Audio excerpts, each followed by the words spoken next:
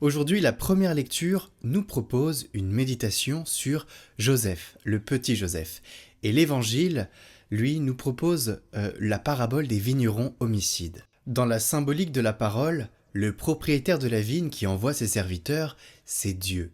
La vigne, c'est Israël. Les vignerons, ce sont les chefs religieux qui tuent les serviteurs, qui, eux, sont les prophètes. Les serviteurs, les prophètes que Dieu envoie. Et finalement, ils finissent par tuer le Fils. Le Fils, vous l'avez compris, c'est Jésus. Les religieux feront donc tuer Jésus. Ce que ces paroles nous apprennent, c'est que le mal naît de la convoitise. Cette convoitise grandit en nous comme une mauvaise herbe folle qui, dès qu'on l'arrose un peu, devient difficile à arracher. C'est l'ivraie qui étouffe le cœur. Les frères de Joseph envient la préférence de leur père à son égard et peu à peu, ils montent un plan pour se débarrasser de lui. Pareillement, les chefs religieux veulent se débarrasser de Jésus car il les dérange. Tout l'enseignement des évangiles, les pharisiens le prennent en pleine face, comme nous d'ailleurs. C'est là où l'humilité est importante car c'est l'amour qui nous parle. Dieu est amour. Cet amour nous demande de nous décaler pour voir comment nous étions aveuglés. Peut-être que nous aussi nous avons des convoitises et que nous cherchons à nuire à notre prochain pour une raison qui nous paraît légitime. Le Seigneur nous prévient avec ses paraboles. Si nous persévérons dans ces chemins, nous serons détruits. C'est l'autodestruction. Le combat spirituel existe. Le mal peut naître en nous. Comme une plante mauvaise, à nous de ne pas la laisser pousser.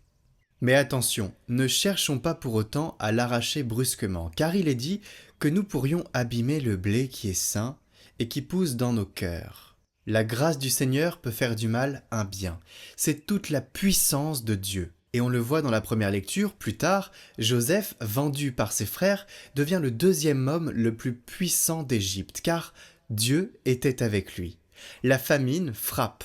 Ses frères descendent en Égypte quelques années plus tard pour acheter du blé, et par désespoir, ils se prosternent devant celui qui était leur frère, mais ils ne le savaient pas. Il va finir par sauver sa famille, et ses frères se repentiront. Et c'est là qu'il leur dit cette phrase : « Vous aviez projeté de me faire du mal, Dieu a projeté d'en faire du bien. » Et l'exemple le plus parlant pour nous est dans l'Évangile. La parole, la parabole, conduit au sacrifice du Fils. Ils disent « Voici l'héritier, venez, tuons-le, nous aurons son héritage. » Cet héritier, c'est Jésus. Il est crucifié, il meurt. Ce mal-là, Dieu va encore en faire du bien. Il ressuscite, rachète les péchés, pour nous rouvrir les portes de la vie éternelle. Sa miséricorde s'adresse alors à tous les hommes qui se repentent, car Dieu ne regarde pas son avantage, il aime et il aime infiniment. À l'instar des dirigeants religieux qui veulent garder le pouvoir, l'influence, le contrôle, sans passer par l'obéissance au véritable héritier, à la vérité et donc à la vie, ils se détournent du chemin de la vie et font pousser les fruits du mal en eux. Nous aussi nous avons à choisir de ne pas arroser cette herbe folle qui sommeille parfois en nos cœurs et qui peut naître à tout moment. C'est en cela que le Seigneur nous invite à veiller, regarder d'abord la poutre dans notre œil, avoir de la gratitude, remettre la dette à nos débiteurs, ce que nous disons dans le Notre Père, pardonner 77 fois 7 fois. 7, la plénitude. C'est le chiffre de la plénitude, ça veut dire toujours espérer en lui, en Jésus, puiser à la source de l'Eucharistie pour nourrir notre âme.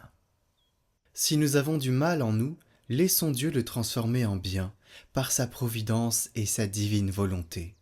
Ne mettons pas la barre trop haut dans nos cœurs, en prétendant pouvoir arracher la racine du mal en nous définitivement. Ce serait une vaine tentative. Gardons plutôt les yeux fixés sur lui, fixés sur la croix, fixés sur Dieu. Veillons à nos paroles et cultivons les fruits de la miséricorde pour porter du fruit. Et pour porter ces fruits de miséricorde, nous avons simplement à suivre l'enseignement du Christ dans les évangiles. Il nous montre le chemin, comment être avec les autres. Voilà pourquoi la parole est vivante et puissante Elle nous vitalise et nous donne la vie éternelle. Porter du fruit, c'est participer à la grâce du Seigneur.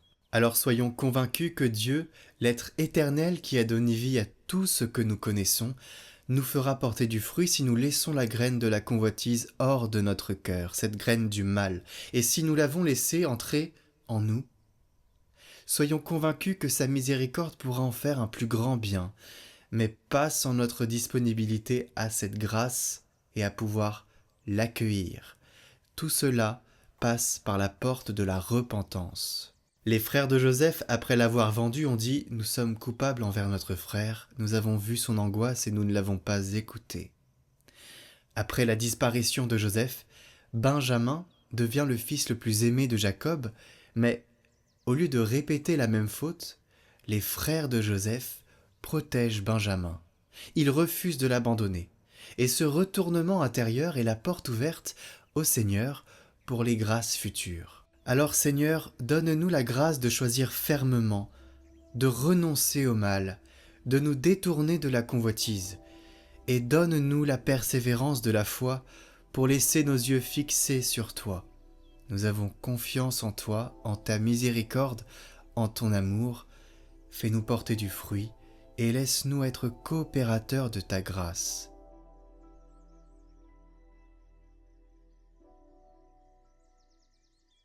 Peut-être pouvons-nous aujourd'hui adresser cette petite prière 3 fois dans la journée, chaque fois qu'un moment de doute emplit notre cœur. Jésus, j'ai confiance en toi. Jésus, j'ai confiance en toi.